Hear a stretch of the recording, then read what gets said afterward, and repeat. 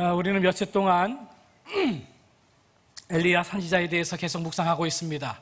엘리야 선지자가 활동하던 그 시대는 악한 왕들의 계속적인 통치로 인해서 도덕적인 부패, 그리고 종교적인 어둠, 우상 숭배와 범죄로 이 팔레스타인 땅이 흑암으로 뒤덮여져가는 그런 가운데 있었습니다. 하나님을 경배하는 야훼 신앙은 팔레스타인 땅에서 완전히 잊혀져가는 그런 그 분위기가 감돌았습니다. 우상 숭배가 편만하고 단과 베델에 금송아지가 세워졌고 사람들은 눈에 보이는 유형의 신을 건립했습니다. 사마리아 땅에는 바알 신전이 건립되었습니다. 바알을 섬기는 바알 선지자들의 이 활약이 시작되고 있는 그런 가운데 있었습니다. 그 가운데 아합 왕이라고 하는 그 왕이 등극하게 됩니다. 아합 왕은 어떤 왕이었을까? 열왕기상 16장에 있는 말씀을 보게 되면 이렇게 소개를 하고 있습니다. 오므리의 아들 아합이 그 전에 모든 사람보다 여호와 보시기에 악을 더욱 행하여, 그 이전의 왕들도 악한 왕이었는데 그 이전의 왕들보다 더 악을 행하는 왕이었다. 이 아합 왕에 대해서 그렇게 소개하고 있는 것을 보게 됩니다. 얼마나 악한 왕이었을까? 느밧의 아들 여로보암의 죄를 따라 행하는 것을 오히려 가볍게 여기며, 여로보암의 죄를 따라 행하는 것을 가볍게 여길 정도로 아주 악한 왕이었다는 것입니다.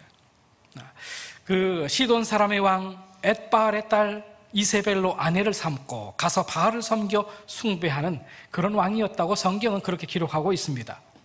계속해서 보게 되면 아세라 목상을 만들었으니, 아세라 목상을 만들었습니다. 바알을 섬길 뿐만 아니라 아세라 목상, 이 신상을 만들었습니다.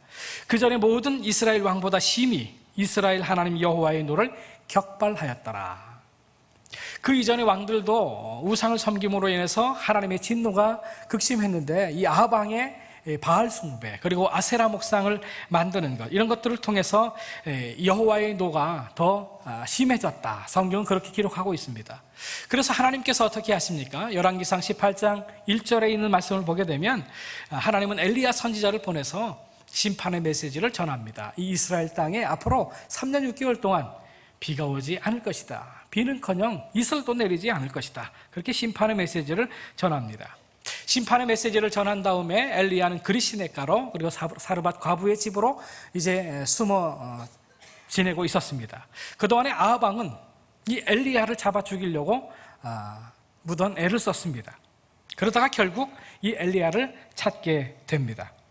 그리고 하나님께서는 이 엘리야에게 하나님의 말씀을 주십니다. 하나님의 말씀이 임하니까 이 엘리야는 아합 왕에게 또 나아가는 것을 보게 됩니다. 위험한 상황이지만 그럼에도 불구하고 하나님께서 말씀하시기 때문에 아합 왕을 찾아갑니다. 그래서 이 아합과 엘리야는 맞닥뜨리게 되는 것이죠. 16절에 있는 말씀을 보게 되면 오바댜가 가서 아합을 만나 고하매 아합이 엘리야를 만나려 하여 가다가 엘리야를 볼 때 아합 왕과 엘리야가 맞닥뜨리게 됩니다. 아합 왕이 엘리야에게 무엇이라고 말씀합니까? 엘리야를 볼 때 저에게 이르되 이스라엘을 괴롭게 하는 자여 너냐, 이렇게 얘기합니다. 이 이스라엘 땅에 가뭄이 오게 하고 이 이스라엘 땅을 괴롭게 하는 그 사람이 바로 너인가? 아합 왕이 그렇게 지적합니다. 그 말에 대해서 엘리야 선지자는 어떻게 반응합니까? 18절에 있는 말씀을 보게 되면 내가 이스라엘을 괴롭게 한 것이 아니라 당신과 당신의 아비의 집이 괴롭게 하였으니 이는 여호와의 명령을 버렸고 당신의 바알을 쫓았습니다. 이렇게 말씀합니다. 엘리야는 자기를 잡으려고 혈안이 되었었던 이 아합 왕을 만났을 때 도망치지 않습니다. 오히려 그 아합 왕 앞에서 담대하게 하나님의 말씀을 전하고 있는 것을 보게 됩니다. 이 이스라엘이 지금 괴로움을 당하고 있는데 그 괴로움을 당하는 것은 바로 나 때문이 아니라 하나님의 말씀에 불순종하고 그리고 이 바알을 섬기는 당신 때문에 바로 이와 같은 괴로움이 있는 것이라고 이 하나님의 말씀을 전합니다. 그러면서 이 아합 왕에게 이 하나님의 능력, 대결을 요청하고 있습니다. 19절에 있는 말씀을 보게 되면 그런즉 보내어 온 이스라엘과 이세벨의 상에서 먹는 바알의 선지자 450인과 아세라의 선지자 400인을 갈멜산으로 모아 내게로 나오게 하라, 이렇게 얘기합니다. 무슨 얘기입니까? 누가 진실로 이 역사를 주지하는 살아있는 하나님인가, 살아있는 신인가, 그것을 결정해보자는 것입니다. 당신의 우상신을 섬기는 모든 선지자들을 모아오라는 것입니다. 한번 대결해보자는 거지. 누가 정말 능력의 하나님인가, 누가 정말 살아계신 하나님인가 한번 대결해보자고 제안하는 이 엘리야의 모습을 볼 수가 있는 것입니다. 자, 850대 1의 결전이 이제 시작이 되는 것이죠. 인간적으로 보게 되면 숫자적으로 이 엘리야가 당연히 열세 가운데 있는 것이라고 볼 수가 있습니다만은, 그러나 엘리야는 야훼가 바로 나의 하나님이 되시고 야훼가 바로 이 이스라엘의 하나님이시라고 하는 사실을 확실히 믿고 있었기 때문에 이와 같은 능력 대기를 요청하고 있는 것을 보게 됩니다. 엘리야 선지자는 이와 같은 능력 대기를 요청하면서 우리에게 몇 가지를 도전해주고 있습니다. 여기 조금 시끄럽네요. 교역자가 가서 좀 이렇게 안내 좀 해주시고. 몇 가지를 우리에게 도전해주고 있어요. 크게 세 가지입니다. 첫 번째로는 하나님 앞에서 참신을 선택할 것을 도전하고 있습니다. 오늘 본문 21절에 있는 말씀을 보게 되면 엘리야가 모든 백성에게 가까이 나아가 이르되 너희가 어느 때까지 두 사이에서 머뭇머뭇하려느냐. 여호와가 만일 하나님이면 그를 쫓고 바알이 만일 하나님이면 그를 쫓을지니라 하니 백성이 한 말도 대답지 아니하느니라. 이렇게 말씀하고 있습니다. 엘리야는 이 여호와 하나님과 바알신 사이에서 머뭇머뭇하는 이 백성들에게 둘 중에 하나를 선택할 것을, 결단을 촉구하고 있는 것을 보게 됩니다. 우리의 삶은 어떻게 보면 이 선택을 통해서 이루어진다고 볼 수가 있습니다. 여러분, 오늘 아침에도 많은 선택을 여러분 하셨을 것입니다. 아침에 무엇을 먹을 것인지, 차를 타고 갈 것인지, 걸어갈 것인지, 어떤 옷을 입고 내가 예배당에 갈 것인지, 많은 선택을 아마 했을 것입니다. 좋은 선택은 좋은 인생을 만듭니다.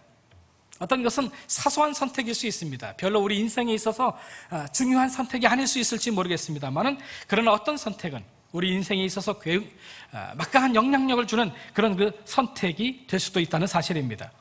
본디오 빌라도, 그는 한순간의 잘못된 선택으로 예수 그리스도를 죽인 사람으로 악인이 되어버립니다.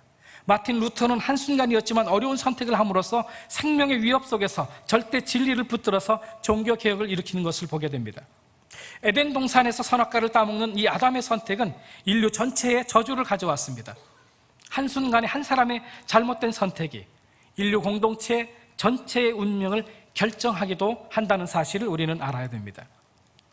사실 하나님께서 우리에게 주신 선물 가운데 최고의 선물은 자유의지입니다. 하나님은 우리를 로봇으로 만드시지 않았다는 사실입니다. 하나님은 우리를 노예로 만드시지 않았어요. 우리에게 자유함을 주셨습니다. 자유로운 선택을 하면서 삶을 살도록 우리를 그렇게 창조하셨다는 사실입니다. 그렇지만 이 선택의 자유를 어떻게 사용하는가에 따라서 우리 인생은 달라질 수 있음을 알아야 합니다. 바른 선택을 할 때 그 선택이 우리 인생의 축복이 되는 것입니다. 우리 신앙생활도 마찬가지죠. 어떤 선택을 하면서 교회 생활, 신앙생활을 하느냐에 따라서 우리 신앙의 질이 달라질 수 있다는 것이죠. 새로운 삶도 선택과 결단을 통해서 찾아오는 것입니다. 그 선택의 자유를 잘 행사하는 것이 우리 인생이 되는 것입니다. 우리 인생의 주인을 누구로 삼을 것인가, 누구를 내 인생의 주인으로 삼을 것인가 라고 하는 이 사실을 선택하는 것은 매우 중요합니다. 성경을 보게 되면 하나님께서는 질투하시는 하나님이다 그랬어요. 우리는 야훼 하나님과 바알신을 동시에 선택할 수 없습니다. 선택은 다른 것들에 대해서 등을 돌리는 것입니다. 내가 한 여인을 선택해서 결혼을 한다라고 하는 것은 이 땅의 수많은 여인들을 포기하는 것입니다.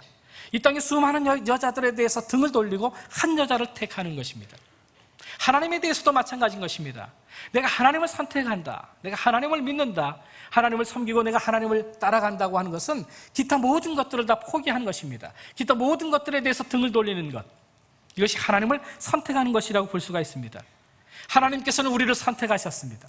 우리를 사랑하셨습니다. 우리를 선택하시고 우리를 사랑해 주시되 그 생명 다해서 우리를 선택해 주시고 우리를 사랑해 주셨다는 사실을 알아야 됩니다. 하나님이신 예수 그리스도께서 이 세상에 오셔서 우리를 구원하시기 위해서, 우리를 하나님의 백성, 하나님의 자녀 삼으시기 위해서 그 생명을 내놓으셨다는 것이죠. 피와 땀과 물을 다 쏟으시기까지 우리를 구원해 주셨다는 사실을 알아야 됩니다. 그 사랑으로, 그 온전한 사랑으로 하나님께서 우리를 사랑해 주신 것입니다. 그런데 하나님께서는 우리에게 그와 같은 사랑을 요구하신다는 사실을 알아야 됩니다. 너희는 목숨을 다해서, 힘을 다해서, 뜻을 다해서, 힘을 다하여 하나님을 사랑하라, 그렇게 말씀하고 있는 것입니다. 반은 하나님을 사랑하고 반은 바알을 사랑하고, 그것이 아니라고 하는 사실을 알아야 됩니다. 하나님과 다른 신은 공존할 수가 없는 것입니다. 하나님은 우리의 마음이 나누어지는 것을 용납하지 않습니다. 하나님도 마음을 나누어서 우리를 사랑한 것이 아닙니다.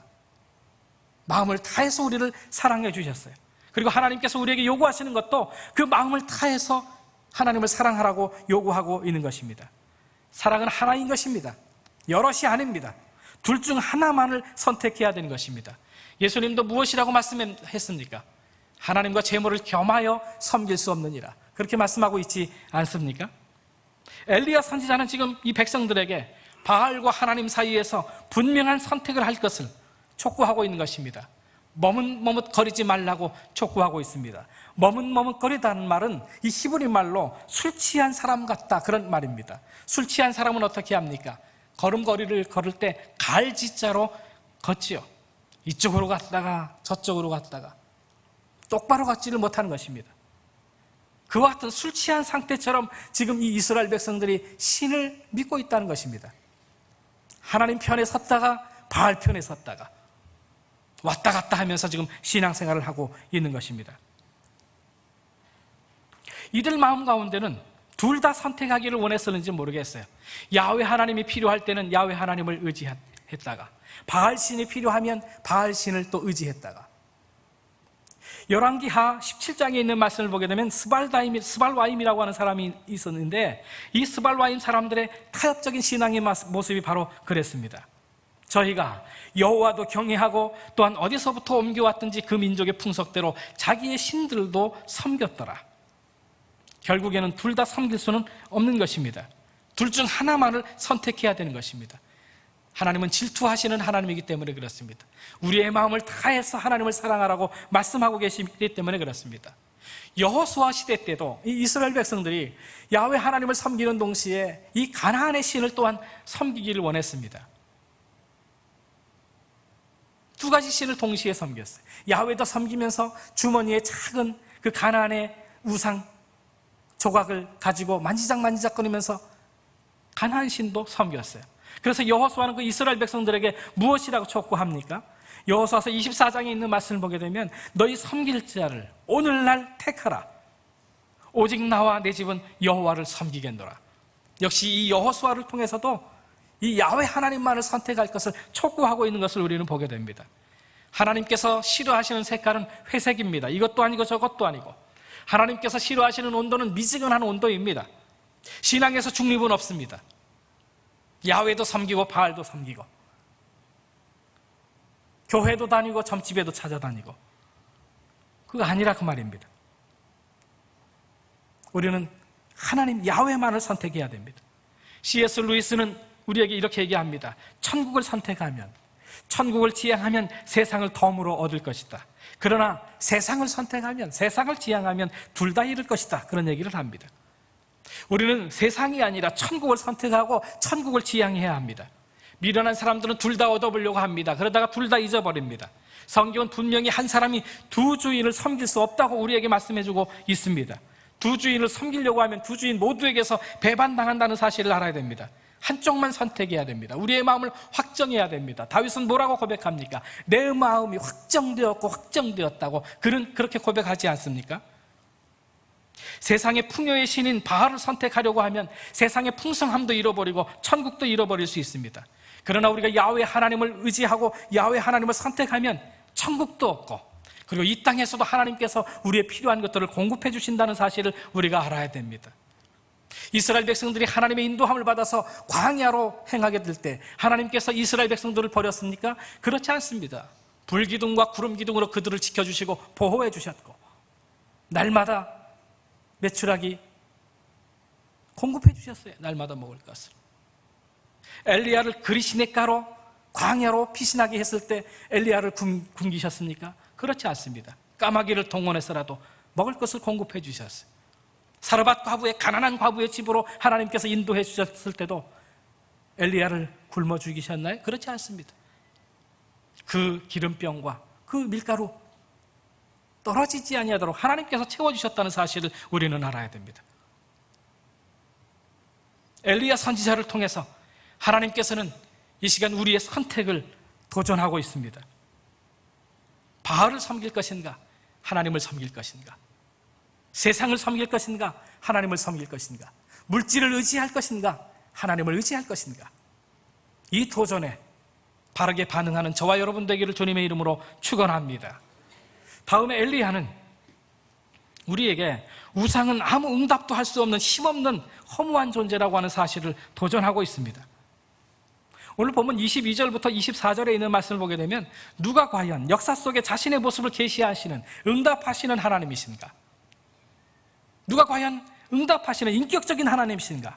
한번 대결해보자는 것입니다. 그래서 25절부터 29절에 있는 말씀을 보게 되면 대결하는 그 장면이 나오게 되는데 바알의 선지자들이 아무리 몸부림을 쳐도 이 우상인 이 바알신이 응답하지 않습니다. 우상은 허상인 것입니다. 허구적인 것이에요. 인격이 없습니다. 사람이 만든 것입니다. 응답할 리가 없는 것이죠. 바알의 선지자들이 몸을 상하게 하면서까지 울부짖지만 아무 응답도 없었습니다. 시편 115편에 있는 말씀을 보게 되면 우상에 대해서 이렇게 말씀하고 있습니다. 저희 우상은 은과 금이요 사람의 수공물이라 입이 있어도 말하지 못하며 눈이 있어도 보지 못하며 귀가 있어도 듣지 못하며 코가 있어도 맞지 못하며 손이 있어도 만지지 못하며 발이 있어도 걷지 못하며 목구멍으로 소리도 못하느니라. 우상을 만드는 자와 그것을 의지하는 자가 다 그와 같으리로다. 이스라엘아 여호와를 의지하라. 그는 너희 도움이시요 너희 방패시로다 라고 말씀하고 있습니다. 이스라엘 백성들이 우상을 숭배하다가 바벨론의 대제국에 포로로 끌려갔을 때, 그 고난 가운데 있을 때 그들은 이제 깨달은 것입니다. 우리가 의지해야 할 존재가 누구인가? 우리가 의지해야 할 그 존재는 그 어떤 권세도 명예도 재물도 강한 군대도 그리고 강한 외국과의 동맹도 아니라고 하는 사실을 알게 됩니다. 그 어떤 것도 도움이 되지 않는다는 사실을 알게 됩니다. 우상도 전혀 도움이 되지 못한다는 사실을 깨닫게 됩니다. 그래서 그들은 오직 하나님만을 경외하는 자, 그 하나님만을 경외하는 자만이 복이 있다라고 그렇게 노래하고 있는 것입니다. 엘리야가 지금 그와 같은 사실을 우리에게 말씀해주고 있는 것입니다. 왜 생명 없는 그 신을 의지하려고 하는가? 아무 응답도 할 수 없는, 인격도 없는 그런 존재를 의지하려고 하는가? 살아계신 하나님을 의지하라. 생명의 하나님, 이 온 세상 만물을 창조하신 창조주 하나님을 의지하라고 지금 외치고 있는 것입니다. 사랑하는 성도 여러분, 우상은 인격이 없습니다. 우리에게 아무런 도움이 되지를 못합니다. 살아계신 하나님, 창조주 하나님, 능력의 하나님, 그 하나님만을 의지하며 삶을 사시는 저와 여러분 되기를 주님의 이름으로 축원합니다. 마지막 세 번째로 엘리야는 참신이신 야훼 하나님에 대한 이 예배의 영광스러움을 회복할 것을 도전하고 있습니다. 18장 30절에 있는 말씀을 보게 되면 엘리야가 이 영적 대결에서 이 능력 대결을 하면서 맨 처음 한 일이 무엇입니까? 예배의 제단을 먼저 수축하는 것으로부터 시작하고 있는 것을 보게 됩니다. 엘리야의 위대한 역사는 무너진 여호와의 단을 수축하는 것으로부터 시작합니다. 주님을 영광스럽게 하는 일부터 시작하는 것입니다. 그가 왜 이 능력 대결을 요청한 것입니까? 하나님의 하나님 되심, 하나님의 영광스러움을 사람들에게 보여주기 위해서 그는 이 능력 대결을 요청한 것이라고 볼 수가 있는 것입니다. 하나님의 나라와 하나님의 의를 구하고 있는 것을 보게 됩니다. 무너진 이 하나님의 단을 수축해서 하나님의 명예와 하나님의 영광을 먼저 회복하는 이 엘리야의 모습을 볼 수가 있습니다. 사랑하는 성도 여러분, 우리가 진정 부흥을 원하시나요? 축복을 원하십니까? 하나님의 능력과 이적, 이 불로 응답하시는 하나님을 경험하기를 원하십니까? 그렇다고 한다면 먼저 무너진 제단을 수축해야 돼요. 무너진 우리의 예배의 자리를 먼저 회복해야 된다는 사실입니다. 예배의 영광스러움을 먼저 회복해야 돼요. 하나님을 찬양하고 주님을 영화롭게 하는 영광스러운 제단을 먼저 우리의 마음속에, 우리의 예배의 자리에 먼저 세워야 한다는 사실입니다. 그 다음에 이 엘리야는 하나님 앞에 기도합니다. 어떻게 기도할까요? 그는 하나님의 영광을 위한 기도를 드리고 있는 것을 보게 됩니다. 열왕기상 18장 36절에 있는 말씀을 보게 되면 저녁 소재 드릴 때 이르러 선지자 엘리야가 나가서 말하되 아브라함과 이삭과 이스라엘의 하나님 여호와여, 주께서 이스라엘 중에서 하나님이 되심과 내가 주의 종이 됨과 내가 주의 말씀대로 이 모든 일을 행하는 것을 오늘날 알게 하옵소서라고 기도하고 있습니다. 엘리야의 기도는 철저하게 하나님 중심이었어요. 자기 중심이 아니었어요. 주님, 당신의 하나님 되심을 만방에 알게 하여 영광을 거두어 주시옵소서. 하나님의 영광을 위한 기도를 드리고 있는 것을 보게 됩니다. 이 능력 대결을 하는 그 이유는 어떤 능력을 보여주기 위함이 아니었습니다. 엘리야 자신의 생존을 위해서 지금 이 영적 대결을 벌이는 것이 아닙니다. 하나님의 하나님 되심, 이 하나님의 영광을 회복하기 위해서 이 능력 대결을 지금 요청하고 지금 대결하고 있는 장면이라고 볼 수가 있습니다. 그럴 때 엘리야는 기도할 때 하나님 되심을 보여주십시오, 하나님의 영광이 드러나기를 원합니다 라고 그렇게 기도하고 있는 것을 보게 됩니다. 엘리야는 자신의 생존, 자신의 자존심, 자신의 정욕을 위해서 지금 기도하는 것이 아니에요. 왜 우리가 기도의 응답을 받지 못하는 것일까요? 야고보서 4장에 있는 말씀을 보게 되면 구하여도 받지 못하면 정욕으로 쓰려고 잘못 구함이니라.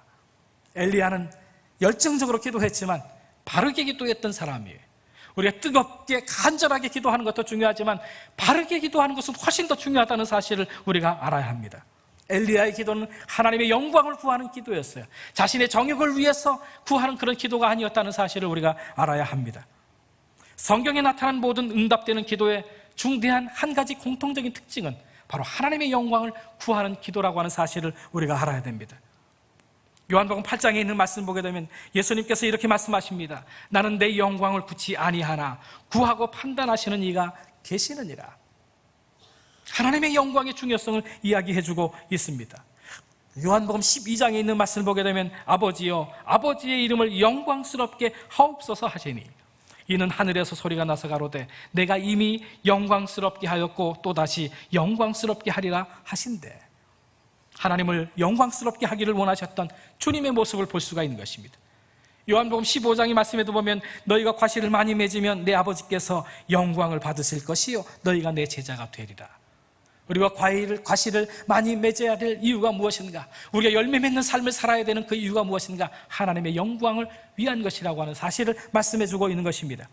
요한복음 14장 중요한 말씀입니다. 기도의 본질에 관한 말씀인데 너희가 내 이름으로 무엇을 구하든지 내가 시행하리니, 우리가 무엇을 구하든지 주님께서 시행하시는데 그 이유는 아버지로 하여금 아들을 인하여 영광을 얻으시게 하려 함이라 라고 말씀하고 있습니다. 왜 주님이 기도를 응답하시는 것일까요? 아버지로 하여금 아들을 인하여 영광을 얻으시게 하기 위함이라고 하는 사실입니다. 실제로 요한복음 17장에 있는 말씀을 보게 되면 예수님께서 이렇게 기도합니다. 아버지께서 내게 하라고 주신 일을 내가 이루어 아버지를 이 세상에서 영화롭게 하였사오니. 철저하게 하나님을 영화롭게 하는 것, 이것이 주님의 전 생애를 지배하고 있었던 삶의 내용이었고 그리고 기도의 내용이었다는 사실을 우리는 알 수가 있는 것입니다. 왜 오늘 이 바알 선지자들과 이 엘리야의 능력 대결에서 하나님께서 불로서 응답하신 것일까요? 하나님의 영광을 드러내는데 이 엘리야의 능력 대결의 목적이 하나님의 영광을 드러내는 데 있었기 때문에 그렇습니다. 자기의 자존심, 자기의 생존을 위해서 지금 능력 대결을 하는 것이 아닙니다. 하나님의 하나님 되심, 우상이 성행하던 그 시기에 하나님의 하나님 되심을 선포하기 위해서, 하나님의 영광스러움을 드러내기 위해서 이 능력 대결을 요청했다는 사실을 우리는 알아야 합니다. 여러분과 저의 삶 속에서 기적을 경험하기를 원하십니까? 불같은 하나님의 응답을 여러분 기대하고 있습니까? 그렇다고 한다면 하나님의 영광을 구해야 하는 것입니다. 내 만족을 위해서 예배하고 내 만족을 위해서 기도하는 것이 아니라 하나님의 영광을 구하는 예배와 기도가 있어야 된다는 사실입니다. 무너진 제단을 다시 수축해야 됩니다.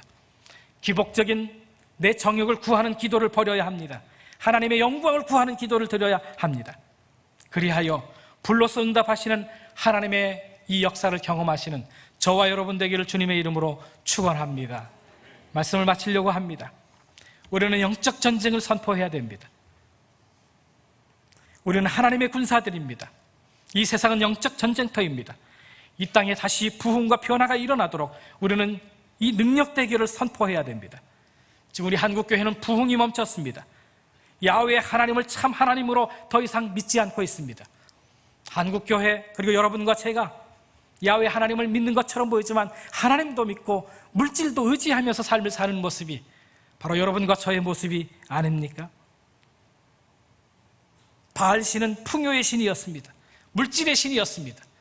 그래서 이스라엘 백성들은 야훼 하나님을 전통적으로 믿어왔지만 또한 동시에 물질의 풍요를 구하는 그런 이 바알 신을 의지했다는 사실, 두 가지 신을 동시에 그들은 의지했어요. 그런데 오늘날 한국교회의 모습, 여러분과 저의 모습이 바로 그와 같은 모습이 아닙니까? 이 자본주의 사회에서 물질은 신입니다. 교회도 성도도 더 이상 하나님의 공급하심을 믿지 못하고 있습니다. 물질이 나를 살릴 것이다, 물질이 나를 지켜줄 것이다, 그렇게 믿고 있습니다. 그래서 신앙생활을 하지만 여전히 물질에 의존하고 있습니다. 물질이 내 꿈을 이루어줄 것이라고 그렇게 믿고 삽니다. 예수님께서는 우리에게 무엇이라고 말씀합니까? 나를 따르려거든 자기를 부인하고 자기 십자가를 지고 나를 따를 것이니라. 예수님께서는 그렇게 말씀하고 있는데 우리는 그 예수님의 말씀을 잊어버리고 물질이 주는 편안함, 안위함, 그 속에서 안주하며 삶을 살려고 합니다. 하나님을 믿는 것처럼 보이는데 사실은 물질을 의지하고 물질을 더 믿으며 사는 것이 바로 여러분과 저의 모습이라고 하는 사실을 하나님 앞에 우리는 솔직히 고백하고 우리는 회개해야 하는 것입니다. 물질의 신인 이 바알을 숭배하던 이 엘리야 시대의 이 이스라엘 백성들의 모습과 여러분과 저의 모습이 조금 더 다르지 않다는 사실을 우리는 인정해야 하는 것입니다. 우리는 이 물질의 신, 풍요의 신인 이 바알이 유혹하는 편안한 삶을 박차고 하나님의 나라를 위해서 자기를 부인하고 자기 십자가를 지겠다고 이 영적 전쟁을 우리는 선포해야 하는 것입니다. 하나님의 백성들이 이 영적 전쟁을 선포하는 것은 결코 이상한 일이 아닙니다. 그것은 선택사항이 아닙니다. 그리스도인은 예수 그리스도의 십자가의 길을 따라가는 사람들입니다. 예수님을 따르려면 사단의 유혹과 싸우지 않고는 불가능합니다. 예수님께서도 이 땅에 오셔서 공생의 사역을 감당할 때 사단이 유혹했습니다. 돌을 떡으로 만들어 먹어라. 이 물질에 대한 유혹, 명예에 대한 유혹, 권력에 대한 유혹을 했습니다. 오늘날 물질이, 권력이, 명예가 자꾸 우리를 유혹합니다. 편안한 삶, 그와 같은 삶을 살라고 우리를 유혹합니다. 만몬신, 물질의 신, 바알, 아세라 신이 주고자 하는 이 땅에서의 편안함을 우리는 박차고 우리 스스로 십자가의 영적 전쟁터로 당당히 나아가기를 하나님은 이 엘리야 선지자를 통해서 우리에게 도전하고 있는 것입니다. 오늘 말씀을 다시 한번 되새겨 보십시다. 첫 번째로 우리는 바알과 야훼 사이에서 야훼 하나님만이 우리의 참 하나님이심을 선택하고 믿어야 합니다. 두 번째로 우상이 얼마나 힘이 없는 무능한 존재인지를 분명히 알아야 되겠습니다. 바알 신이 풍요를 우리에게 가져다 주는 것처럼 그렇게 보이지만 절대 그렇지 않습니다. 인격이 없습니다. 바알 신은 그것은 우상입니다. 불로 응답할 줄도 모르는 그런 헛된 신입니다. 물질이 우리를 풍요로움 가운데 인도할 것처럼 보이지만 절대 그렇지 않다는 사실을 알아야 됩니다. 이 세상은 물질이 신이라고 우리를 속입니다. 물질이 힘이 있다고 우리를 속입니다. 자본주의 사회에서 돈만 있으면 못할 것이 없다라고 우리에게 얘기합니다. 돈만 있으면 얼마든지 행복하고 돈만 있으면 얼마든지 평안하고 그렇게 삶을 살 수 있으리라고 자꾸 우리를 속입니다. 그렇지 않습니다. 물질이 우리에게 편안함을 줄 수 있을지는 모르지만 참 평안은 주지 못합니다. 물질이 우리에게 재미와 쾌락을 줄 수 있을지는 모르지만 참 기쁨은 주지 못한다는 사실을 우리가 알아야 됩니다. 참 행복, 참 인생의 가치, 참 인생의 의미, 그것을 절대 우리에게 주지 못한다는 사실을 우리가 알아야 됩니다. 물질의 신은 우리에게 응답할 수 없습니다.